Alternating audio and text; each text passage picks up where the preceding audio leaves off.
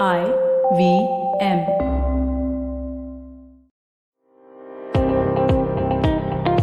Welcome to All Things Policy, a daily podcast supported by Pragati, a flagship media initiative of the Takshashila Institution.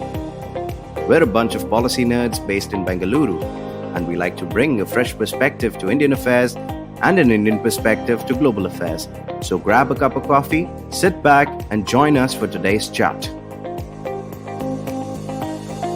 Hello and welcome to another episode of ATP where we discuss policy issues of importance. I am Priyal, and for today's podcast, I have with me Arjun, who is my colleague at Takshashila. Hi Arjun, welcome to this podcast. Hey Priyal, good to be here. Yeah, good to have you back. So the topic that we're going to discuss today is if tech sanctions actually work. Now, before we get into the core of the actual topic, Arjun, can you tell the audience what exactly do you mean by tech sanctions? Yeah, sure, Priyal. I mean, this was something that kind of came up very recently, especially after the invasion of Ukraine by Russia. And it was the first time that Right. specific embargoes had been put in place against the import and export of high-tech components targeting a specific country, in this case, Russia itself. So, as per the statement released by the Bureau of Industry and Security, which is the Department of Commerce of the government of the United States, they said that the US has imposed secondary and primary sanctions on Russia on the import of computers, chips, etc. And the fact that if anyone wishes to sell these technologies, including semiconductors, encryption software, lasers, and sensors, they have to request a license, which is denied by default. And only when the license is granted by the government of the United States, these companies are allowed to sell these components to Russia. This was basically the kind of sanctions that were put on Russia, and especially in the technology realm, right? So we do understand that economic sanctions have been used as a tool of statecraft before, wherein you have blockaded economic activities, you have tried to target their sectors which would hurt them the most financially. But this was the first time when technology had been used kind of to target the country and hurt them in a devastating way, right? So because the fact that technology itself and the tech sector itself plays a big role in contributing to one's economy and GDP, there is the possibility that limiting access to certain technologies, limiting access to critical and emerging tech, and cutting off supplies of this technology to the domestic market can have a massive impact on the country's economy. So that was the reason behind the whole concept of technology sanctions. And that's where this whole thing about tech sanctions and the responses of technology companies also came up. Right. So now, having said, having explained what tech sanctions are and why they're important and everything. So you mentioned about this topic came up a lot more during Russia's invasion of Ukraine, right? Now, when they had imposed these sanctions during this time, during the invasion, did it work as a deterrence factor in by any chance? I mean, the current situation should answer your question, right? I mean, the whole war has gone on for more than 100 days now, and no sanctions Right. which were imposed on Russia had that impact which it was supposed to have. I mean, the ruble bounced back to its original exchange rate, Value. and yeah, and even the Russian oil and gas exports were at a constant rate, so they weren't kind of cut off or anything, right? So this whole concept of technology sanctions itself has kind of not worked in terms of deterrence factors, but it was more viewed from a punishing lens, right? So fine, you could not use these sanctions to prevent Russia from doing whatever they're doing right now in Ukraine, but how can you hurt them significantly to ensure that they do not have the capability to take this action again? And that is why this whole concept of these tech sanctions being a punitive action rather than a deterrence factor has come up. So tech sanctions, at least, and especially the response of Silicon Valley companies during the Russian invasion of Ukraine, did kind of have this thing wherein they wanted to showcase to the world that no, we are in a position to hurt your economy in a way that you will not take up this action again. But it wasn't, first of all, when they started to do it, it was more like, okay, we are doing this, you need to pull out of Ukraine, you need to stop doing what you're doing. But clearly that did not work. And then when they went ahead and said Yeah. that, yeah, we are going to damage your economy as much as possible, and we're going to use and we're going to use technology sanctions and not to kind of hit you where it hurts. And that way that these tech sanctions have shaped up. And again, the impact of it is a very, like ambiguous thing, because we do not understand what sort of impact it has had on the economy of Russia, and how it has impacted the domestic sector itself. But we can always speculate on this. And yeah, I mean, like the implications of it can be debated also. Right. And now that, you spoke about certain implications, right? So, let's get in further into detail, I guess. So, what are the actual implications of tech sanctions, and what are the responses by the tech companies that you see? Yeah, so one thing definitely is the whole concept of secondary sanctions, right? So the US mentioned that, look, if anyone else wants to export technology products to Russia, they have to take a license, and unless we grant it to them, they cannot do it. And if they go ahead and do it, they will also be sanctioned. So basically, you're punishing others for doing business with Russia itself. So Hmm. that that has kind of impacted a lot, has a lot of impact on the Russian economy in terms of the domestic technology sector. So domestic consumerism would have taken a massive hit, because there were so many companies, literally so many companies, including the major tech giants like Apple, Microsoft, HP, Dell, Cisco, whatnot. And so many of them pulled out of Russia. Like they stopped all their business in the country. They said that we are not going to export, or we're not going to send across any of the products to Russia. And they have paused product sales. They have cancelled existing and future shipments of finished product. And even manufacturers like, again, Dell and HP have halted operation and suspended even the sale of any of their products in Russia.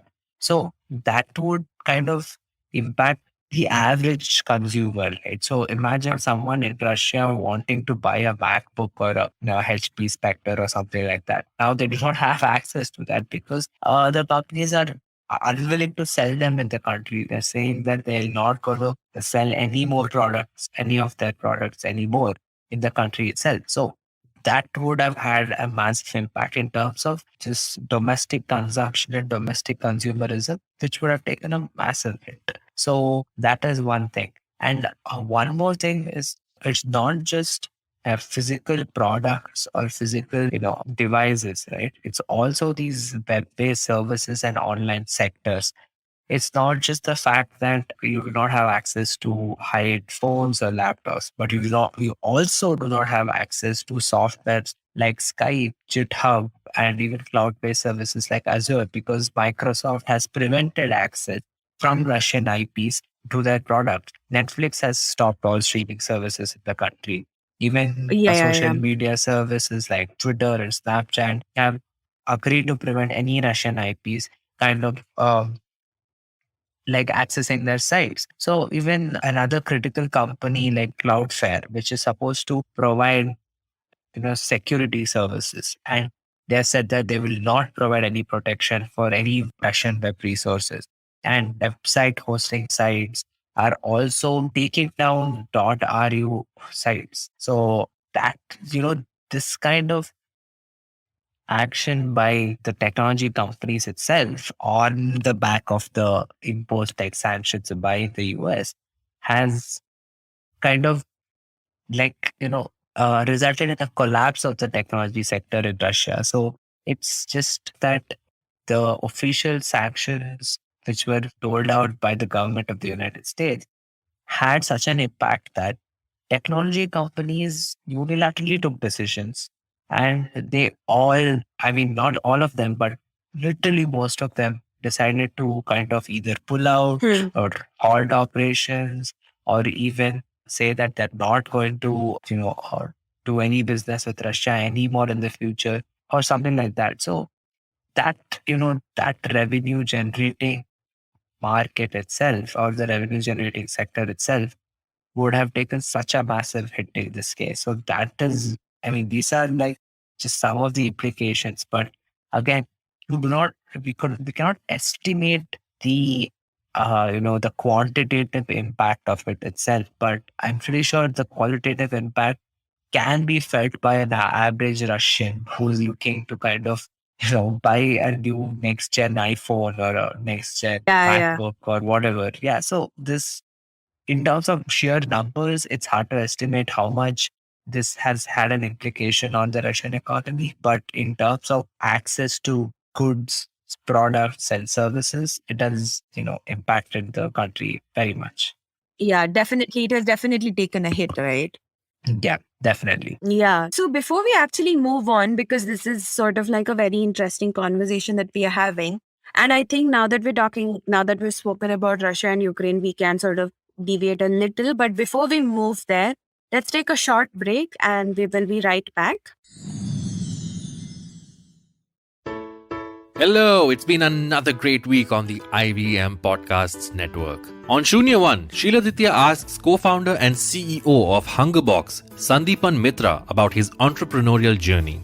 On Cyrus Says Cock and Bull, Cyrus, Nivedita, Ayushi and Abbas talk about the latest court ruling on sex work in India. On The Habit Coach, Ashton shares 3 steps that will help you let go of your failures. On IVM Likes, Snehil, Abbas, Zalak and Nikhil talk about the kind of music they grew up with. And on Postcards from Nowhere, Utsav explores the trade cuisines of Kerala. We've got some exciting news for you. IVM Podcasts has just launched its merch and our first line is out now. Head to the IVM Podcasts website and click on the shop tab to check out our first collection of t-shirts. Do follow us on social media. We are IVM Podcasts on Twitter, Facebook, Instagram, and LinkedIn. And remember, if you're enjoying this show or any of our other shows for that matter, please do tell a friend. Also, don't forget to rate us on any platform you're listening on. And you can also check us out on YouTube. We're also doing a small listener survey to better understand how you respond to our shows and advertising on the network. We would really appreciate it if you could spare a few minutes to fill it out. It helps us build better shows for you. And finally, we would like to thank our sponsors this week: SBI Life Insurance, Jupiter, a digital banking app, Cap Gemini, get the future you want, Intel V Pro, built for business, and Intel Future Banao Wonderful with Intel-powered laptops. Hello and welcome back. You've been listening to this episode of ATP where we're discussing about tech sanctions. And until now, Arjun has given his inputs on what exactly tech sanctions are and if these sanctions have affected Russia in any sort of way and what were the response by the tech companies and the implications of tech sanctions. Now, when this entire Russia's invasion of Ukraine happened, there was also a conversation about, the potential aggression that China could show towards Taiwan, right? Now, if we were to see it for China and Taiwan scenario in the future, if it ever happens, now will tech sanctions work against China if there is a case where there might be an aggression by the states towards Taiwan? Yeah, I mean, that's a question that everyone wants to know, but no one has the answer to, right? So, because I think it's just the fact that how credible are tech sanctions as a tool to deter or even punish the Chinese state from conducting their own military operation across the Taiwan Strait. China is much more integrated into the global economy and supply chains, and that makes it much more difficult to have these kind of broad-based sanctions against China, unlike of Russia itself. And it also makes sanctions far more costly for China because it has so much more to lose. Because again, these guys, they have a presence in the global supply chain. They have manufacturers, they have technology giants who are part of the supply chain and who contribute a lot. So one thing is definitely certain, that China has a robust domestic tech economy, right? So it's always been this case that the Chinese state has gradually tried to reduce its dependency on Western technology firms. They have banned Google, Facebook, even LinkedIn exited the Chinese market. So the intent of the country has always been to develop domestic alternatives for any technology services provided by the Western companies, right? So that has made, different Chinese technology firms pop up and rise up to the task to be credible alternatives for all these Silicon Valley companies, from Alibaba, which is like a major, like it's basically alternative to Amazon, to Huawei, which is basically an alternative to Ericsson, Nokia, Qualcomm, whatever. And the fact that they have so many set of tech companies, and the fact that there is an ever growing domestic demand. So the size of the Chinese market itself is enough to provide them adequate business, right? So tax sanctions and preventing these firms from participating in the global markets would not result in a complete collapse, but it will definitely hit these firms. So, but the fact that the domestic economy of China itself has been built on a foundation that reduces external dependency and relies on the existing infrastructure and domestic market will kind of, will not have that much of an impact itself. And the fact that you're, again, preventing accessibility of technology goods and services to the Chinese market, and this can impede on the firm's ability to scale up operation, but it will not kind of hurt the economy in such a bad way that the Chinese government or the Chinese state decides to kind of reverse their decision against a military operation itself. I mean, first of all, the fact that they would have gone ahead with the operation means the fact that they're serious about it. And these sanctions, when imposed, also will not serve as a deterrence factor, similar to Russia. So it will not, it will not deter the Chinese. But the question is, will it punish the Chinese enough?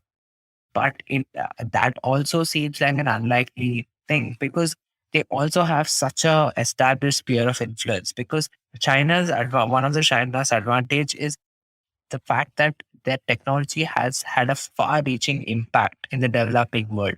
So they've used their premier foreign policy projects such as BRI to export domestic technology worldwide. And the fact that many states, like especially in the developing regions such as Central Asia, Africa, Southeast Asia, have all adopted Chinese technology infrastructure because, again, it's good for them, because the fact that there is low operational cost, it's easier to set up, and the fact that this would also be in the deal of when signed across governments, right? So it will be part of the foreign policy deal or in the international agreement when they become part of BRI or whatever. So the fact that now, if you decide to sanction China and Chinese technology itself, you would have like a very problematic situation that could remove or even prevent accessibility to many states which are using currently Chinese technology products and services. Now, when you say that you want technology to be accessible all across the world, and then you go ahead and sanction just Chinese tech, which would result in, I don't know, let's say some country in Africa, such as Djibouti or even Sierra Leone and all, which have adopted Chinese technology infrastructure for as the basis of their technology stack, would effectively be, removed from like accessing high speed internet or telecommunication networks or whatever. So, do you want that to happen? Is one thing that I don't know. They might go ahead and say that this is majorly to target the Chinese state itself, but again, it would have a blowback in terms of the fact that it would also target developing nations and developing states which are using Chinese technology, which have relied on Chinese technology until now. So that kind of stuff has that will have a major impact, and that is why tax sanctions might not yield the same result for China as it might yield with Russia. So Russia's economy might suffer in the long run, and it will eventually collapse or crumble against the weight of these sanctions. But the Chinese economy has grown to such an extent that these sanctions would not have that kind of an impact where, the entire technology world shuns them. I mean, just take for a fact about Silicon Valley companies themselves, right?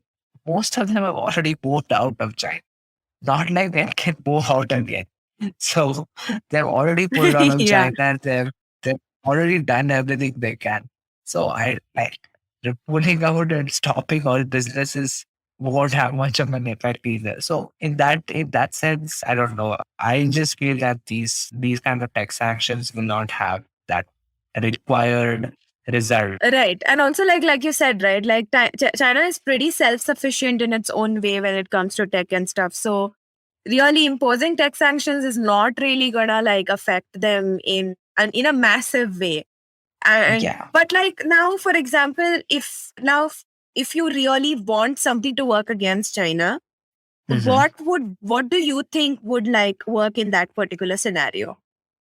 Yeah, so I mean, this is just speculation, but the fact that Chinese tech companies have built significant resilience in the supply chain, but these tech sanctions can be imposed multilaterally. That has the potential to kind of cripple the Chinese tech sector and economy itself. I mean, as much as we talk about how China is such a technological superpower, they are not as insulated as we think they are also. Because I mean, this is just an example. So when Huawei got banned from the Five Eyes, so the Five Eyes is basically US, UK, Canada, Australia, and New Zealand. So all the five countries banned Huawei equipment from their networks.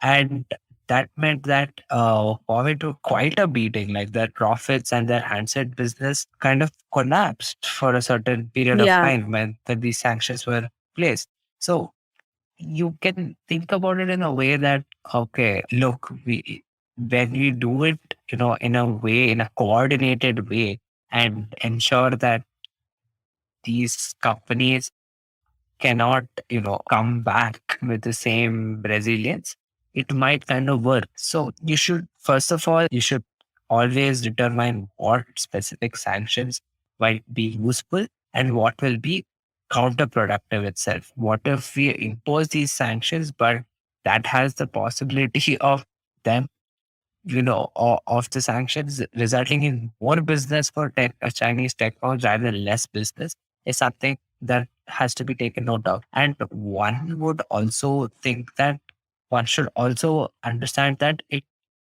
just technology sanctions will not work, right? So you have to Right. use other sanctions to accompany these tech sanctions itself. It has to kind of be a basket case rather than just like a one sanctioning, which is kind of provided. And the fact that the goal is just not, prevent basic technology product from being accessed in like Africa or Southeast Asia.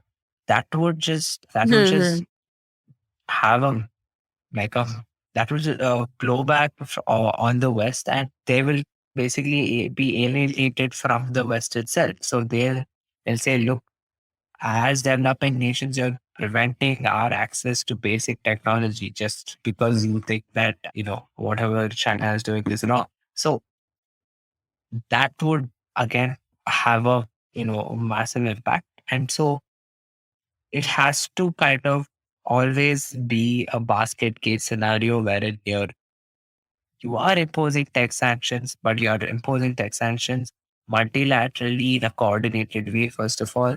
And also the fact that these sanctions should be accompanied with other, let's say economic or financial restrictions itself, which would affect the Chinese tech economy way more than we think it will. Because ultimately, the goal is to cripple Chinese firms' operation, and that needs like a wide area of sanctions, not just saying that okay, we're going to prevent Chinese technology from being exported or imported. to other countries worldwide. So that would most likely have a good impact on the Chinese ecosystem. But again, this is just what we think, but we never know what might actually work. So maybe when Yeah. China decides to invade Taiwan, we'll get to know what actually works. So Yeah. Right now, we're just making assumptions and looking at possible scenarios, right? But once that situation is right in front of us, we will probably have a better idea of, how to tackle it and how to deal with it. yes, definitely.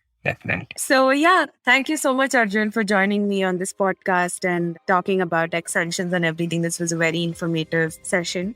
Thank you for joining me and for doing this. And to all our audience, thank you for listening and tune in again for the next ATP soon. Thank you. Bye-bye. Thanks, Priyal. It was really nice to be here. Okay, bye-bye.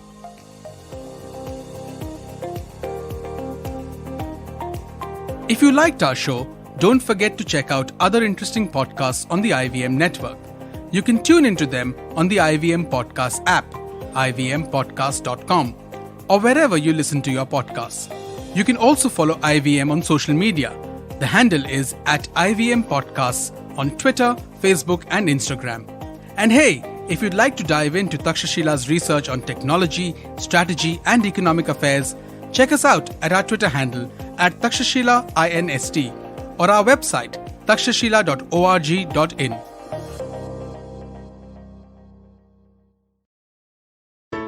There's a quick survey to fill out on ivmpodcast.com/survey. It lets us know a little bit more about who's listening to us. And you know what? We're going to do a few prizes. So, we'll do a random drawing of maybe 10 people and we'll send you all some swag.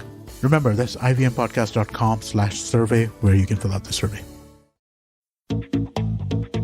Have you ever wondered where the business world is headed? How the ways in which we create, market, and sell to consumers will evolve?